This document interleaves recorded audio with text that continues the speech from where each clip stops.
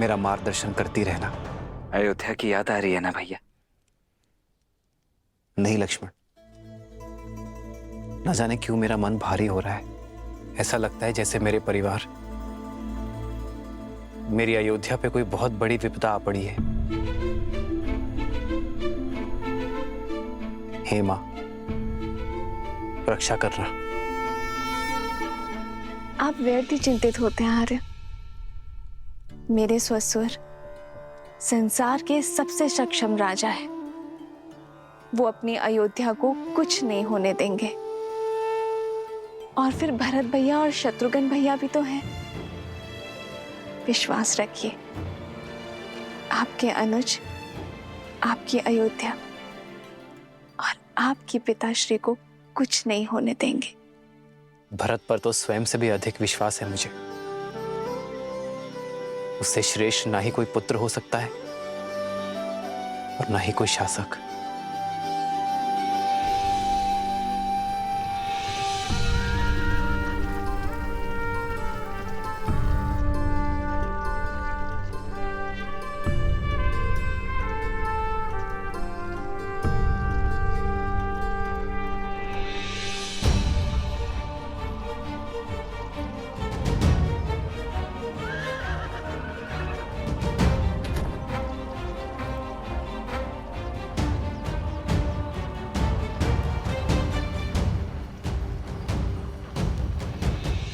अयोध्या में पहली बार कोई स्वागत नहीं मांडवी।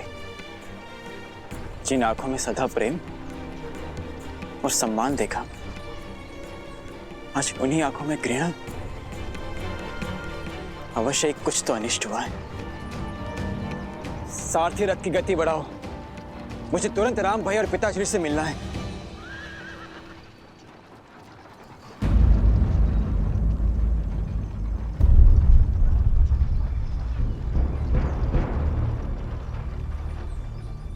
बड़ी विचित्र बात है, अयोध्या में इतनी निस्तब्धता, ना कोई सैनिक ना कोई सेवक।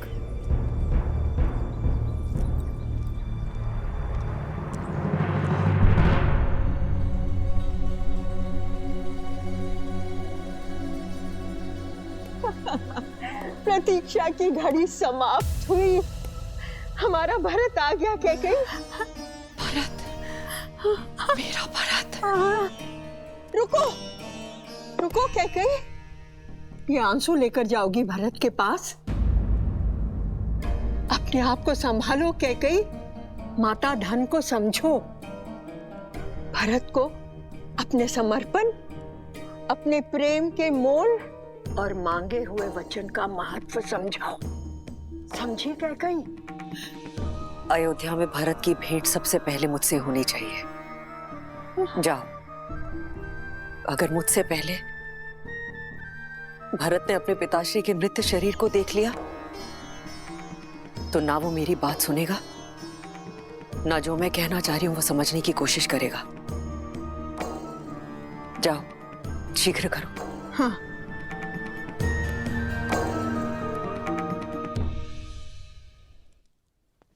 राम भैया, भैया कहाँ हैं आप? भरत, राम भैया, भरत, भरत, चलो चलो। तुम्हारी माता कैकेयी कब से तुम्हारी प्रतीक्षा कर रही है। आओ चलो। अब एक बार मैं राम भैया से मिल लूं, उसके पश्चात माता से भी मिल लूंगा। मिल लेना राम से। जानते हो ना भरत, पुत्र पर पहला अधिकार माता का होता है। हाँ, कैकेयी कब से तरस रही है तुमसे मिलने के लिए। पहले पहले उससे जाके मिलो। हाँ, हाँ, लाओ दो, जाओ जाओ भरत जी। हाँ, हाँ।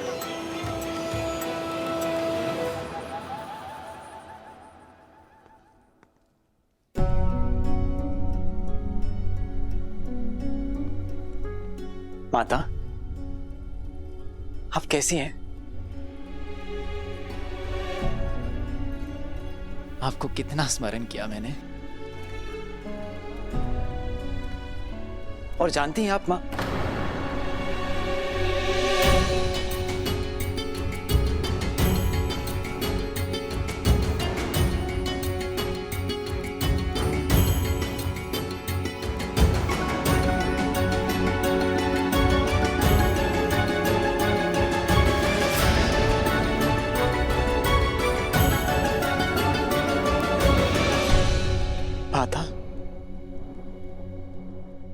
आपके चूड़ामणि,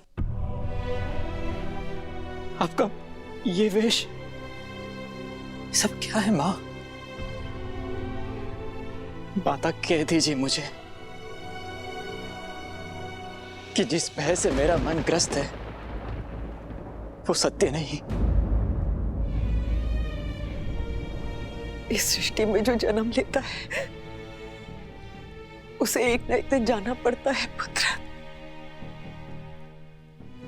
नश्वर शरीर सबको छोड़ना पड़ता है। कोई कितना भी प्रयास, कितना भी प्रयत्न क्यों ना करे, किंतु अमर कोई नहीं।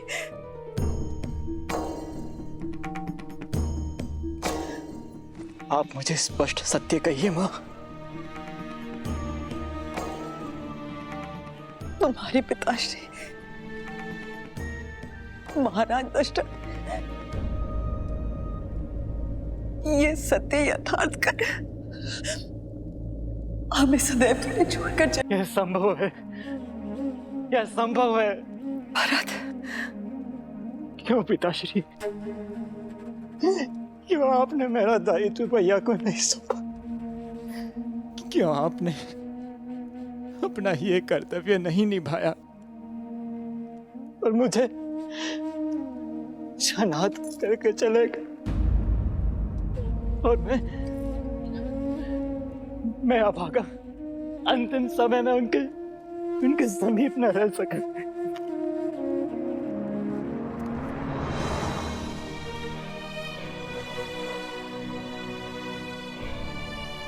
रघुकुल के कुमार हो तुम, एक योद्धा हो, एक वीर पुरुष को यूं आंसू बहाना शोभा नहीं देता। महाराज, अभी तो बहुत बड़े बड़े दायित्व निभाने हैं तुम्हें, बहुत बड़े बड़े। माँ, क्या पिताश्री ने अंतिम समय मेरा स्मरण किया था? उन्हें प्राण त्यागने से पहले उन्होंने मेरा नाम पुकारा था क्या? बताइए ना माँ, बताइए ना। अवश्य ही पुकारा होगा। उससे बहुत स्नेह करते थे वो। तुम्हारे पिता की स्नेह की डोर सिर्फ राम से जुड़ी थी। अपनी अंतिम श्वास तक राम का ही स्मरण करते रहे। राम नाम रटते रटते अपने प्राण तक त्याग दिए उन्होंने। क्या भैया का स्मरण करते हुए अपने प्राण त्याग दिए? अर्थात भैया भी यहां नहीं थे। माँ, भैया कहाँ थे? मैंने पूछा माँ, भैया कहाँ हैं?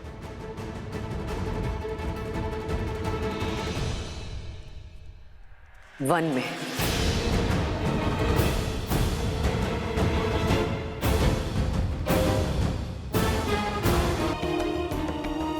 क्या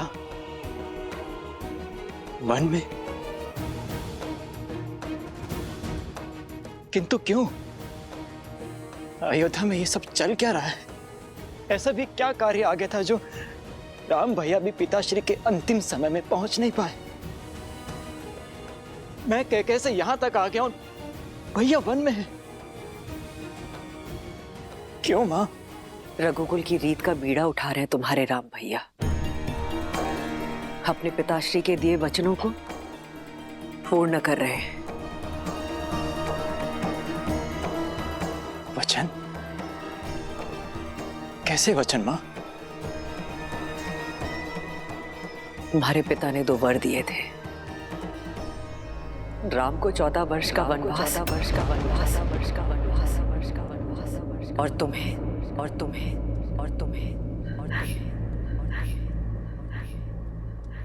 अयोध्या का सिंहासन।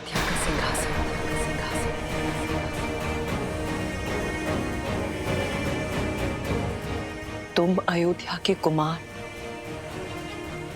अर्थात अयोध्या के भावी राजा घोषित किए गए हो भरत। अयोध्या का भावी राजा।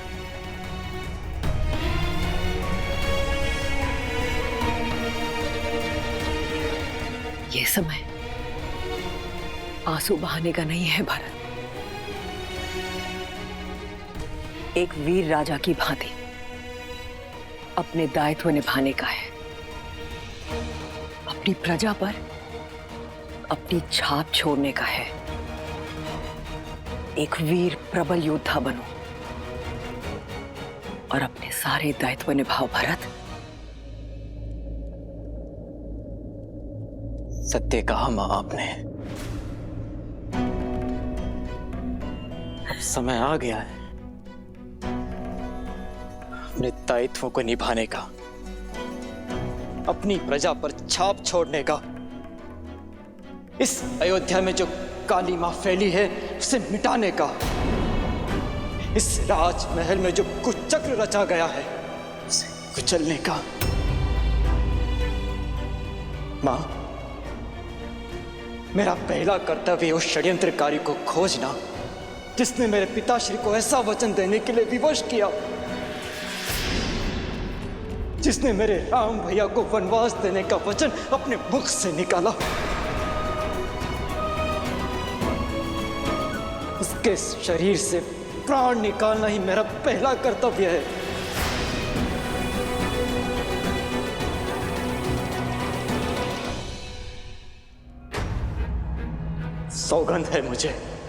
सौगंध है मुझे अपनी अयोध्या की और अपने राम भैया की। एक बार वो दुष्ट मुझे मिल जाए, उसे जीवित नहीं छोड़ेगा ये भरत। सौगंध है मुझे अपनी अयोध्या की और अपने राम भैया की। एक बार वो दुष्ट मुझे मिल जाए,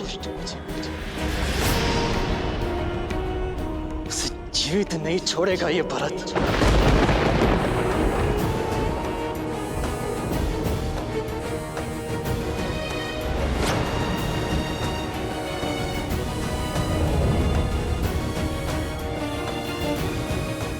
ऐसा ना कहो पुत्र।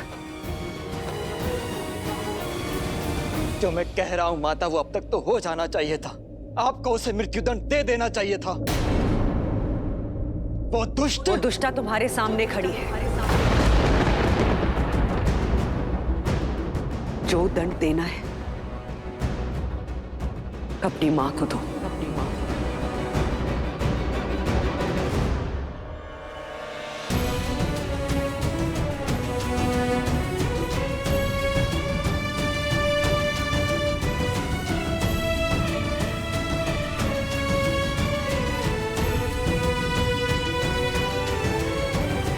समरासुर युद्ध के समय महाराज के प्राणों की रक्षा करने के लिए उन्होंने मुझे 2 वर दिए थे, जो मैं जीवन में कभी भी उनसे मांग सकती थी। और आपने ये वर मांगा? ये हीन विचार आपके मन में आया? सत्य कहना मां, ये भयानक विचार मेरी मां के मन में आया? तुम्हारी माता हूं, इसलिए विचार आया।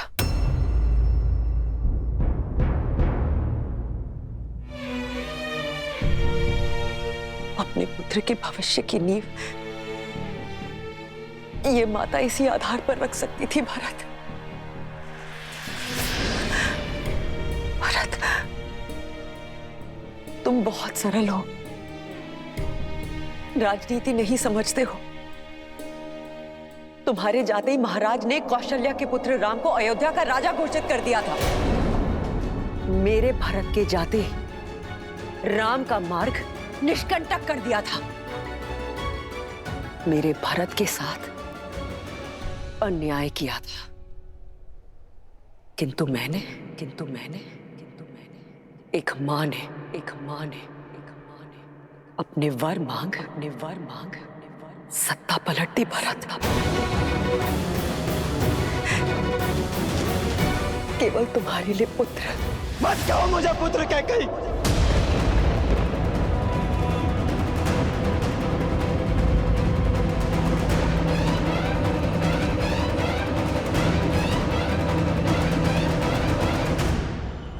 मत कहो मुझे पुत्र। जो शब्द मुझे अमृत सा मीठा लगता था, आज वही शब्द विष की तरह मेरे कानों में चुभ रहा है। ये पाप करके तुमने मुझे अपनी ही दृष्टि में गिरा दिया। सोच भी कैसे लिया श्री राम की परछाई ये भरत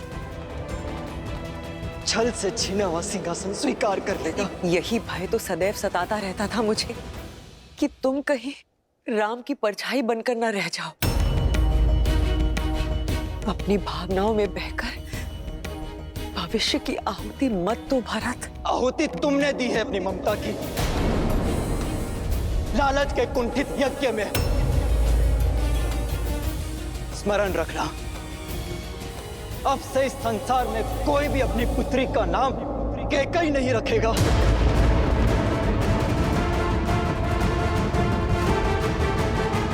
परंतु यह भी सत्य है कि यह संसार भरत नाम पर भी संदेह करेगा। भरत, ऐसा मत कहो भरत। मैंने जो कुछ किया तुम्हारे लिए किया, ताकि तुम एक दास का नहीं राजा का जीवन व्यतीत कर सको। और एक सत्य ये भी है कि तुम्हारे मार्ग से राम नाम के कांटे के साथ साथ लक्ष्मण और सीता भी वन चले गए।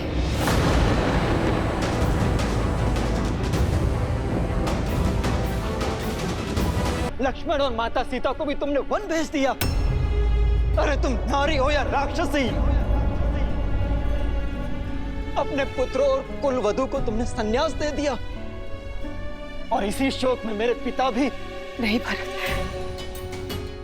ये केवल एक संयोग था। झूठ! ये कोई संयोग नहीं, षड्यंत्र था तुम्हारा कैकेयी। मेरे पिता की मृत्यु का कारण तुम्हारे वचनों का भार था। तुमने मारा है उन्हें। ये लांछन मुझ पे मत लगाना भरत। लांछन मैं नहीं, ये संसार लगाएगा तुम पर कैकेयी। और उस कलंक का बोझ मैं ढोऊंगा। तुमने एक नहीं, दो पुत्रों की ममता को छला है। जिन राम ने तुम्हें अपनी जननी से ऊपर माना, उन्हें छला। और जिस पुत्र भरत को तुमने जन्म दिया, उसके जीवन को कलंकित कर दिया तुमने। ऐसी होती है माता, ऐसी। कहते हैं कि एक पुत्र कुपुत्र हो सकता है, किंतु एक माता कुमाता नहीं हो सकती। नहीं भरत। पर कैकेयी तुम इतिहास की पहली ऐसी माता हो जिसने कुमाता होना चुना।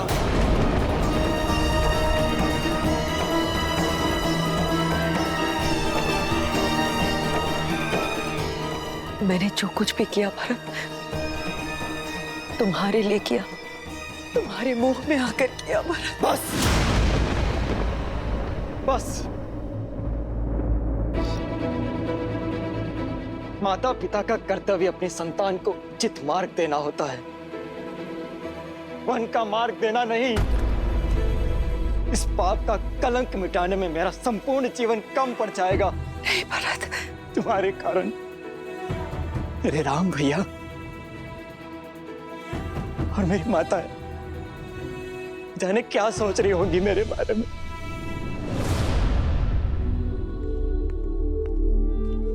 केवल मैं हूं तुम्हारी माता। मां शब्द का अपमान मत करो कैकेयी। मन तो करता कि इस रास्त्रों में तुम्हारा सर धड़ से अलग कर दो।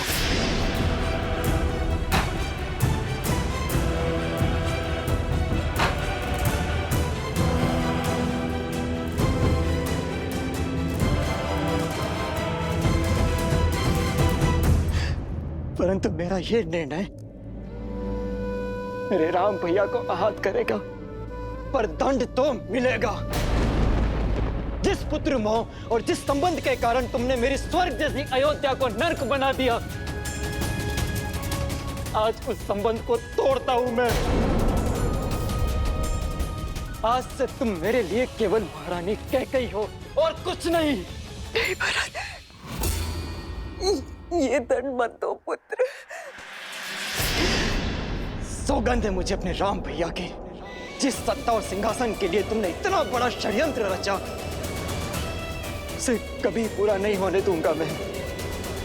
उस अयोध्या के सिंहासन को कभी स्वीकार नहीं करूंगा मैं, और ना ही इस कक्ष में फिर कभी पग रखूंगा मैं। भरत, भरत सुनो।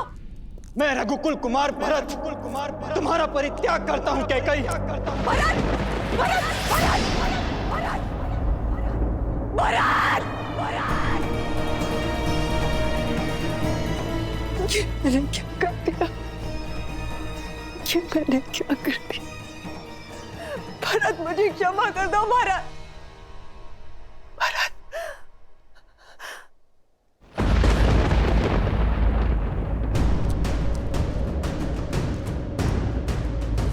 चल पापी, कोई बचाओ मुझे, कोई तो मेरी सहायता करो। जो सहायता करने आगे बढ़ा उसे तुझसे भी बड़ा दंड दूंगा दुष्टा। चल पापी, प्राण ले लूंगा मैं तेरे।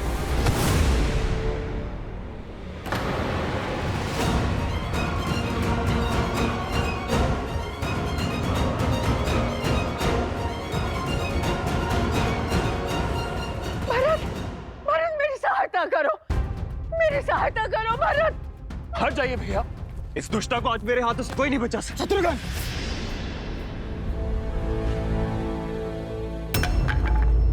संयम रखो शत्रुघ्न।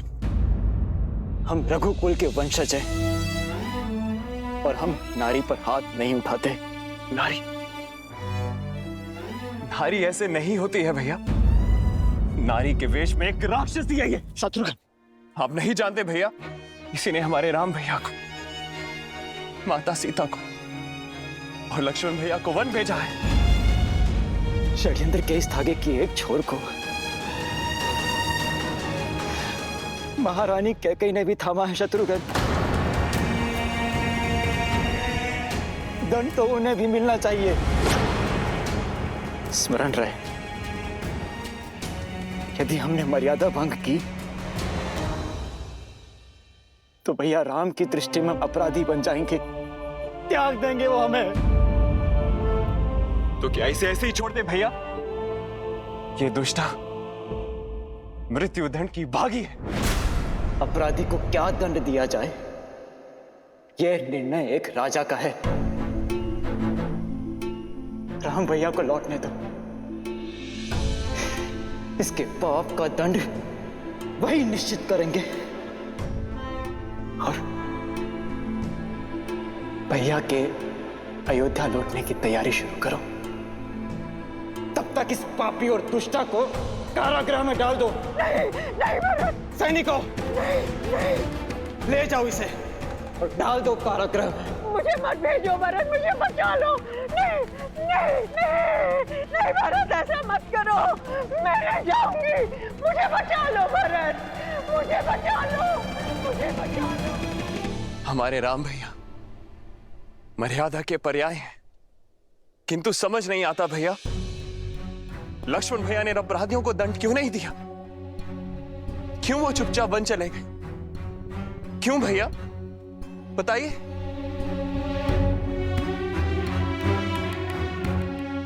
और इसीलिए क्योंकि लक्ष्मण ने सौभाग्य चुना, भैया राम के साथी होने के गर्व को चुना। यदि हम भी लक्ष्मण के स्थान पर होते तो हम भी राम भैया की भांति मर्यादा का दामन नहीं छुड़ा पाते।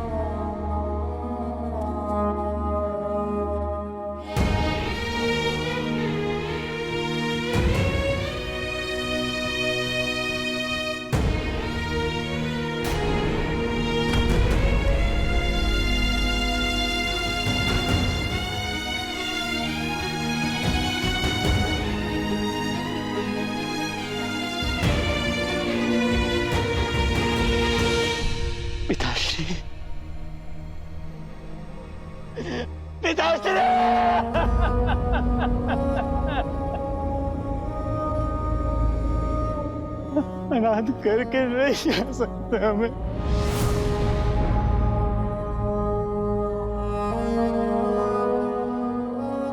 माँ,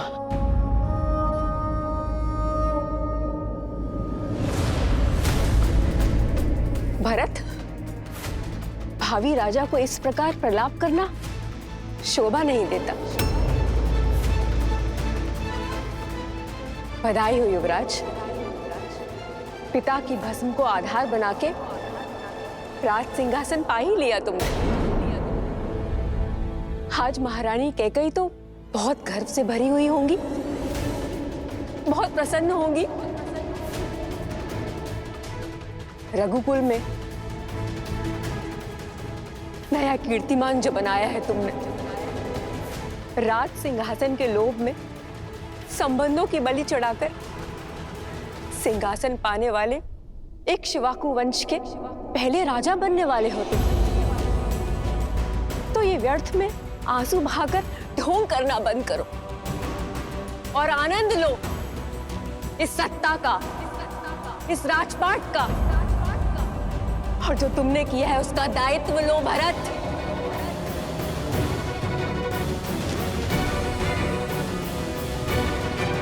नहीं माँ, ऐसा मत कहिए।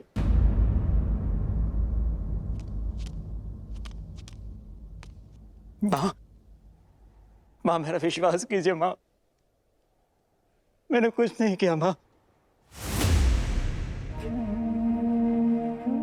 कौशल्या माँ, क्या आपको भी ऐसा लगता है कि आपका अपना भरत कभी स्वप्न में भी ऐसा सोच सकता है? माँ, बालपन से ही आपने मुझे सबसे अधिक प्रेम किया है। ये संसार चाहे मेरे चरित्र पर उंगली उठा ले माँ, किंतु आपका मौन, आपका क्रोध मैं नहीं सह पाऊंगा माँ। मैंने कुछ नहीं किया माँ, मैंने कुछ नहीं किया, मैंने कुछ नहीं किया, कुछ नहीं किया मैंने। सौगंध है मुझे आपके नारायण की, अपने राम भैया की। यदि इस षड्यंत्र में मैं अंश मात्र भी इसका भागी हूं तो इसी क्षण मेरे प्राण निकल जाए,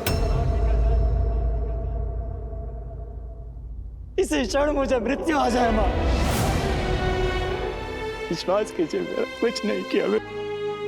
अब तुम भी ऐसे अपशब्द कहोगे तो हम माताएं तो जीते जी मर जाएंगी। नहीं, विश्वास कीजिए, राम भैया के चरणों से बड़ा सिंहासन मेरे लिए और कुछ नहीं है। उनके छत्र छाया से सुरक्षित कोई पद नहीं। जिस मां ने जन्म दिया वो तो दुष्टा निकली, किंतु मां आपने राम भैया को जाने की अनुमति ही क्यों दी? मां की ममता ने प्रयास किया था, बहुत समझाया था मैंने, पर तुम तो राम को जानते हो ना। नीति, वचन और स्त्री धर्म की सीख दी, सब कुछ छोड़कर चला गया सीता और लक्ष्मण के साथ। और देखो तो नारायण ने भी कितना कठोर हृदय दिया मुझे कि उसके चले जाने से मेरे प्राण भी नहीं गए। हाँ, कहा था ना मैंने सुमित्रा, मेरा भरत कभी कूटनीति नहीं कर सकता। मुझे क्षमा कर दो पुत्र, अपनी संतान और अपने स्वामी के वियोग में मैं तुम्हारे मन की बात पढ़ भी ना पाई। नहीं मां, आप क्षमा मत मांगिए, क्षमा तो मुझे मांगनी चाहिए। दोष तो मेरा है जो मैं उस महारानी कैकेयी के गर्भ से जन्मा। ये महादेव ने भी कैसा भारी प्रहार किया है मुझ पर, समझ नहीं आता मुझे कि उससे लिए जन्म का पाप, उसका प्रायश्चित मैं कैसे करूं मां?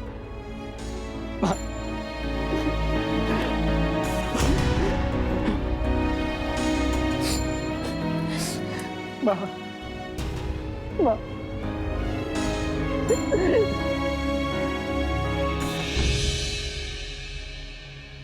भरत, राम ने तो मेरा घाट डाल दिया, किंतु तुम मेरी एक बात मानोगे? मुझे मेरे राम के पास कदापि नहीं, क्योंकि ना तो ये न्याय है और ना ही ये प्रायश्चित। मैं आपको वन में लेकर नहीं जा सकता माँ।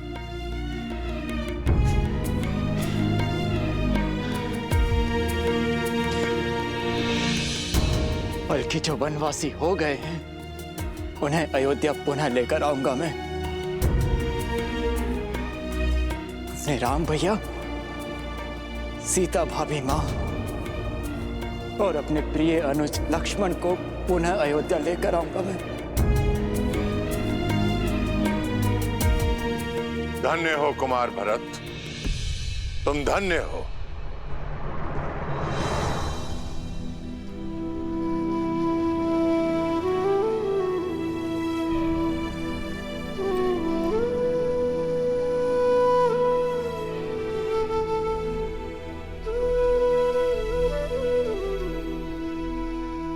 संसार भाग्य पाने के लिए धर्म को पीछे छोड़ जाता है, परंतु तुम धर्म का पीछा करते करते भाग्य को त्याग रहे हो। तुम्हारा ये निर्णय, तुम्हारा ये समर्पण, यही धर्म की परिभाषा है।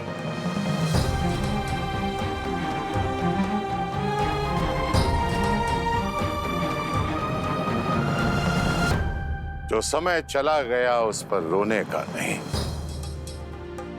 पर जो हाथ में है उसे संभालने का है। अपने दायित्व को निभाने का है। अपने आंसू पोंछ लो पुत्र, और अपने पिता महाराज दशरथ के अंतिम संस्कार की तैयारी आरंभ करो।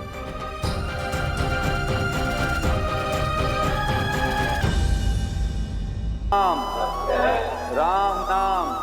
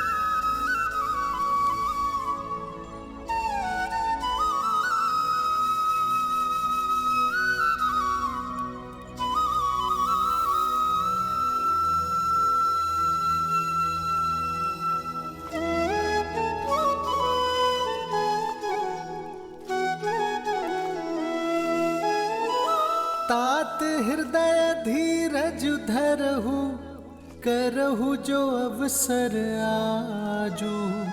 उठे भरत गुरु बचन सुनी, करन कहु सबु साजू।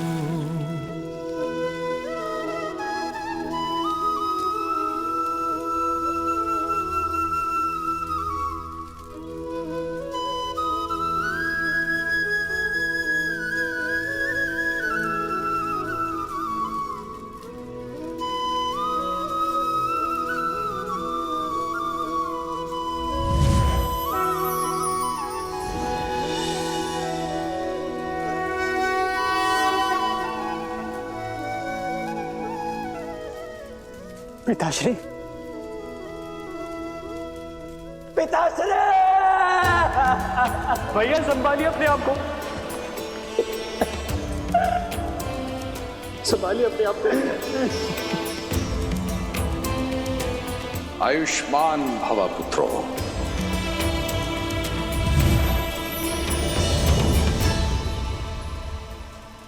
ओम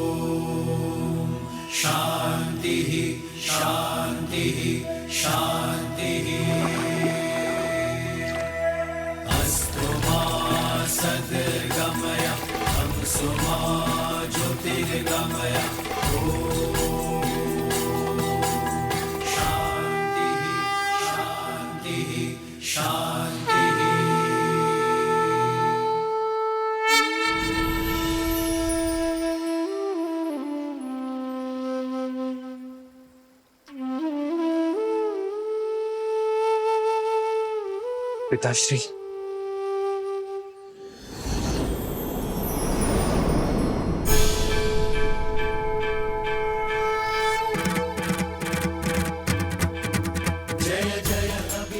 मैं प्रसन्न हुआ मनु। वर मांगो। एक ही अभिलाषा है प्रभु, आप हमारे पुत्र के रूप में जन्म लें। राम नाम सत्य है, राम नाम सत्य है प्रभु।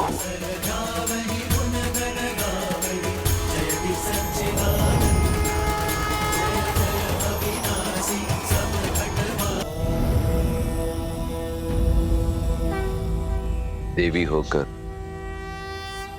मृत्यु का शोक मना रही हैं। भूल गई अंत ही आरंभ है, और वैसे भी मृत्यु तो एक नए युग के आगमन के उत्सव का प्रारंभ होती है। दशरथ ने अपना संपूर्ण जीवन धर्म और कर्तव्य का आंचल थामा, अपने कर्मों से स्वयं को साधारण से महान बनाया, परंतु अब धरती पर उनका समय समाप्त हुआ और श्री राम का समय आरंभ। तो ये तो उत्सव का समय हुआ ना देवी? मैं दशरथ की मृत्यु का नहीं, एक माँ की ममता की हत्या का शोक मना रही हूँ महादेव। जगत जननी हूं ना, एक जननी के कर्मों ने मेरे हृदय को भेद दिया है। जिन आंखों में संतान सुख के सपने सजे थे, उन आंखों को वियोग से दृष्टिहीन बना दिया कैकेयी ने। दशरथ से उसके पुत्र और प्राण दोनों छीन लिए। इसमें किसी का दोष नहीं है देवी। श्रीमद् रामायण की इस गाथा में सभी पात्र अपना अपना कर्तव्य निभा रहे हैं। यदि कैकेयी ना होती, उसके दोनों वरदान ना होते, तो श्री राम को वनवास कैसे मिलता? कैसे करते श्री राम संसार में मर्यादा की स्थापना? वास्तविकता तो यह है देवी कि संसार को पाप के श्राप से मुक्ति दिलाने में कैकेयी और उसके दोनों वरदानों का अत्यंत महत्वपूर्ण योगदान है। उतना ही बड़ा सत्य यह भी है कि संसार को धर्म की शिक्षा देने वाली इस महान गाथा में कैकेयी का योगदान कितना बड़ा है, कितना महान है, ये वो स्वयं भी नहीं जानती। अपना नाम, अपना सम्मान, यहां तक कि अपने मन की शांति की भी आहुति दे दी उसने, और श्री राम के जीवन को संसार के उत्थान की ओर अग्रसर कर दिया। इसलिए संसार को यह स्मरण रखना होगा कि श्रीमद् रामायण की इस